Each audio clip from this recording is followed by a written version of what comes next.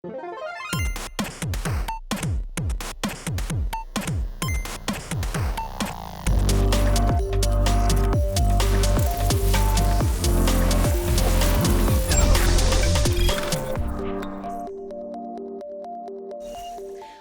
to Innovation in Gaming. Today we'll explore art in the gaming world. Art has been used to sell video games since the Intellivision and Atari wars in the early 1980s. Intellivision even created an advertising campaign that boasted better and more realistic graphics when compared to the Atari. We will follow the evolution of art in gaming, from a single pixel in the Atari table tennis game Pong to the near lifelike environments in today's AAA game titles, as well as the abstract and beautiful artistic environments championed in many indie games. We will look at the impact art has had on the different gaming genres and what the future could mean for gaming and art. Video games were granted legal protection as creative works by the Supreme Court of the United States, but debate on whether or not video games should be considered an actual work of art still rages in classical art discussions. Video games have come a long way from the 8-bit visuals many will remember in the 1985 side-scrolling platform game Super Mario Bros. From Nintendo Entertainment. But should that be classified as a work of art? The Smithsonian American Art Museum featured the video game in an exhibition titled The Art of Video Games. The level of detail in video games started to expand and evolve with the technical achievement of the CD-ROM in the 1990s. The CD-ROM advancement allowed for over 300 times the data of cartridges in the same era. This opened up new forms of storytelling and graphical capabilities. Compared to the 8-bit Super Mario Bros., the iconic first-person shooter Doom spawned a new era of realistic first-person style shooters with an art focus on realism. Developers began releasing games with never-before-seen graphics in first-person shooters like Wolfenstein 3D or RPGs like Diablo and Baldur's Gate. Open-world adventure games were beginning to surface with video games like Myst and Cosmology of Kyoto. When released, the two games became highly regarded for their immersive settings and pre-rendered scenarios, and even drew the attention of renowned film critic Roger Ebert. He wrote, "Games can aspire to artistic importance as a visual experience." One of the first three-dimensional games appeared in 1974 with Maze War. Players were able to move left and right and also forward and backward. In the same year, Spacem was released. It was a game in which you could fly through galaxies in 3 dimensions. In 1992, Sega's Virtua Fighter came onto the scene. Its 3D graphics were revolutionary in a fighting game, along with 3-dimensional movement and fight strategy. With 3-dimensional objects came the first 3D lighting and shading. Witnessing the exponential jump in fidelity and immersiveness between the classic side-scroller Super Mario Bros. And Doom, it's easy to see why video games that have been released in more recent years are taking place in worlds without limits.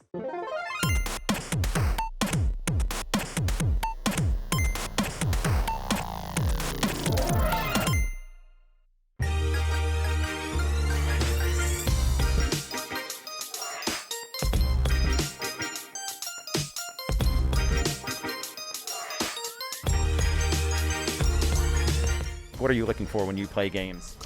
Well, I kind of look at it like animation, so, if they've got a fully realized style to it, then I'll be into that. I don't know that there's necessarily one that I like over the other.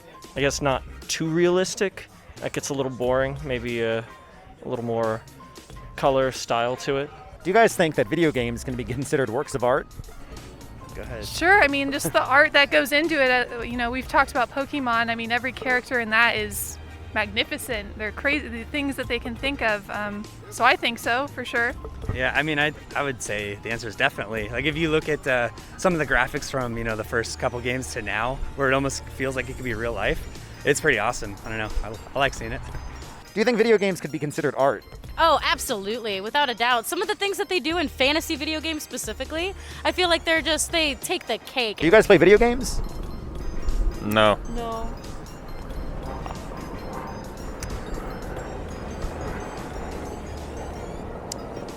Video games, do you think they can be considered art? Of course. They can be art, they can be training tools. Have you guys ever tried any virtual reality at all? No. Okay. What's your favorite video game to play right now? So currently right now I'm really digging Cuphead. And that's a game with some really great art design in it. Yeah, kind of the art design is what drew me to it. Definitely the art is what pulled me into it, and then the gameplay kept me there.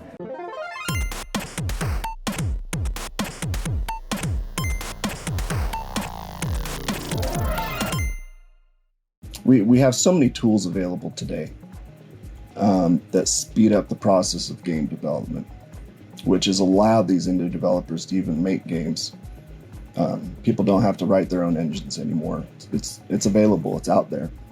And all these art tools are out there. And so it gives them the freedom to explore and not just be in AAA and pushing for the next envelope in tech and design, but to actually explore some of the more creative outlets and what they can do. Not only are you trying to make a game look pretty, but you're trying to tell a player really what a thing is in a game, how to interact with their various objects, and it's informing them of what a thing is. So for a healing potion, for example, you know that a red vial or a red potion sitting on a counter or whatever is a healing potion. You just know it because it's red.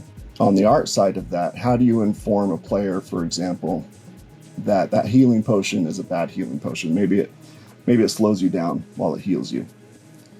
That's where the art side and the creativity goes in hand, because how do you inform that, and what design choices do you make on that healing potion to make it look like it's bad?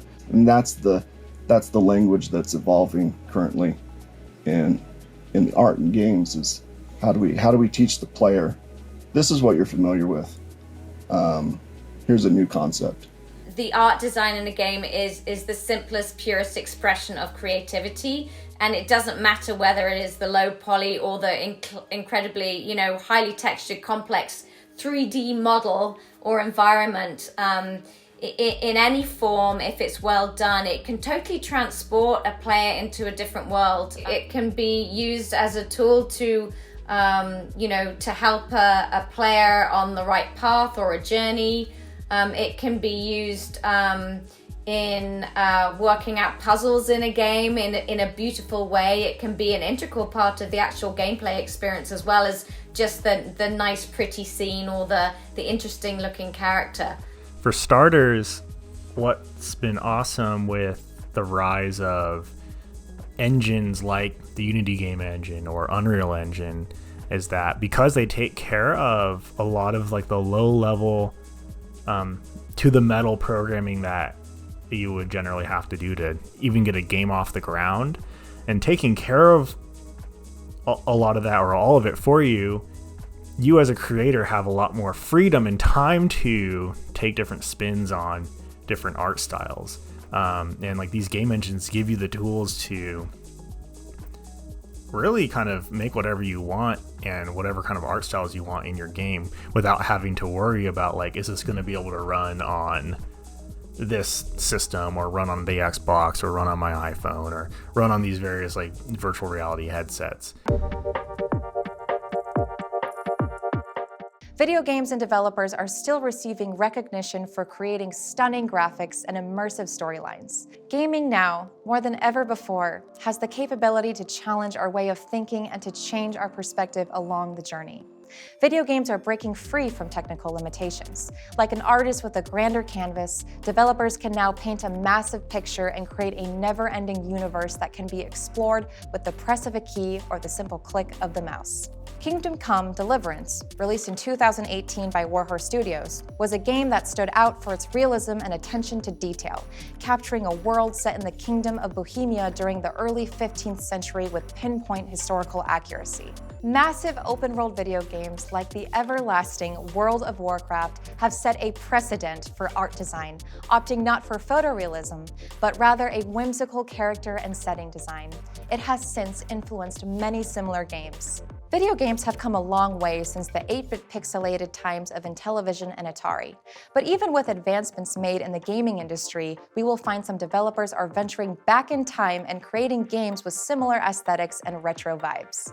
Developers are taking advantage of today's technical achievements and dusting off their greatest hits for a modern-day overhaul. By releasing a remastered version of a previously released video game, new and old fans alike can enjoy a hit game from the past now refined with higher resolution and improved graphics and sound. Though the advancement of technology has given us more powerful tools to exponentially increase the visual components of video games, developers have embraced all styles of art to enhance the gameplay and user experience, and it continues to be a major component of game design. I think it'll help to broaden the horizons when you bring people that have artistic backgrounds and creating landscapes and scenes and such. And art's about community, so I think there's like a really specific gaming community that can expand bigger. Like the fact that I'm not a gamer and I'm working with a gaming studio, I think is indicative of that. How important is art design in gaming to you?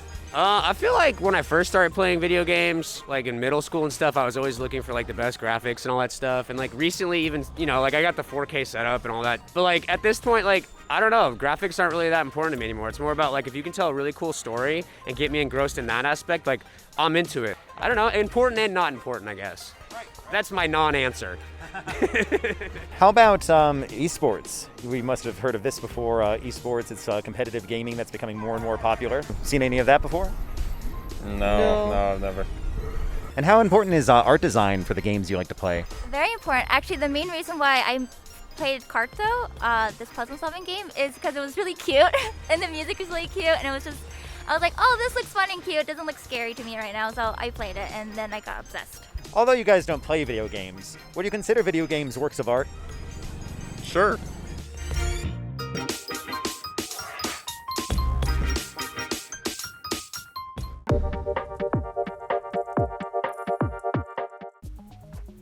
The virtual environment people gravitate towards, I think, says a lot about the kinds of experiences that they're seeking. It could be kind of a calming, soothing, happy-go-lucky place. It could be an epic adventure. It could be something kind of horror-driven. And it's just, that's kind of the beauty of it, is we all have different moods, and to be able to gravitate and go towards that space that you're in the mood for is what makes gaming and the art direction and all of that so rich, and that's what makes it so fun. The first way that you know a game is unique is by looking at screenshots, watching videos of it. In the mobile gaming space, maybe you just see an icon, and that's the decision you're doing. And having a unique, look for a game is just kind of that entry point where gamers come in. To me, these new round of graphics cards and all that kind of stuff really allow you to do some pretty cool stuff in that kind of 2D hand animated space that we weren't able to do before. The art style, the art focus really determines for a lot of people how emotionally attached they'll get to a game, or how, what rating a game gets in many cases. Pixel Blood is a bit different than Last of Us 2 Blood. So you can kind of see different levels of maturity there. Not to say Pixel games aren't mature, they certainly are. I've played my fair share, but it's just a different level, I think, different tone. The game itself is often defined by what perspective you take. Are you going to go side scroller? Are you going to go like third person, first person? All of these things, the art has to support it. I honestly think it's as simple as more pixels, more choice. Like when you're not limited by how many pixels you can, or maybe you still are limited if you're going for photorealism, but like honestly, more pixels, more choice. Do I want to use less pixels for my art design choice, or do I want to go all in? It comes down to just how vast the technology, like the gap between Atari and now obviously goes without saying. But you had no choice back in the Atari days. You had this amount of computing space to work with, this amount of representation to work with in terms of, pixels.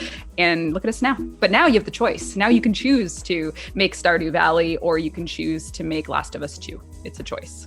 I think that art is everything. I think art should inspire the entire direction of the game, and it's critical for how your game will feel and be interpreted. If you're trying to set a tone, if you're trying to convey a message, all of this will be accomplished through shapes, movements, environments, animations that capture the essence of the overall feeling you want players to experience, like the emotional experience. The traditional path to becoming a game developer, designer, or art director has just changed over the years, and there's been more, like, fewer restraints and more imagination and creativity, because that really sets games apart. So people are kind of having fun with it. A player can leave a video game with a sense of achievement, accomplishment, and wonder. The gameplay can generate feelings and emotions that will be long remembered throughout time. Art is the expression or application of human creative skills and imagination, and video games have brought out some of the most creative and beautiful interactive art to date. Artistic expression through interactive mediums such as video games will only increase as a major expression of humankind. Thank you for being with us as we explored the impact that art has had in the gaming world.